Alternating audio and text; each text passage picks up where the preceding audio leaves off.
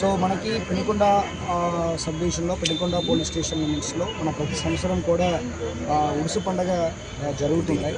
అది ఆల్మోస్ట్ ఒక 3 days వరకు మనకు జరుగుతుంటాయి. ఆ టైంలో ప్రతి సంవత్సరం కూడా యువతలు సో నైట్ 11 to 3-4 వరకు కూడా ఈ బైక్ రేసింగ్ మన ఎన్హెచ్లో చేస్తున్నారన్న కంప్లైంట్స్ ముందు నుంచి కూడా ఉంది. అది గతంలో కూడా వీడియోస్ చూడడం జరిగింది. సో ఈ బైక్ రేసింగ్ అనేది ఎన్హెచ్ రోడ్లో పూర్తిగా చేయడము, ఆపోజిట్లో వచ్చిన వాళ్ళకి కూడా ఇబ్బంది కలుగుతున్నట్టు చేయడం అనేది మనం అనలైజ్ చేయడం జరిగింది.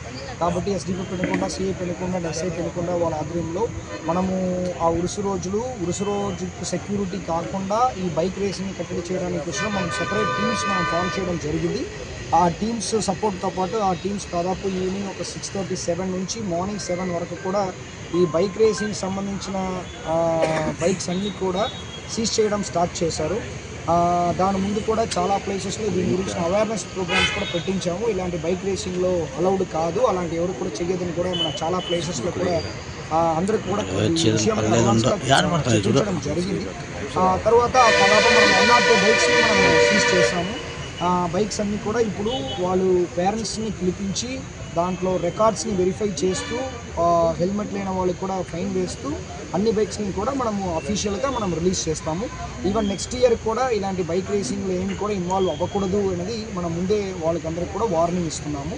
సో దీంట్లో ఆల్మోస్ట్ ఒక 6 మంది సిఐలు, 8 మంది ఎస్ఐలు, దాదాపు ఒక 50 మంది సిబ్బందులు దీంట్లో ఓవర్ నైట్ చేశారు.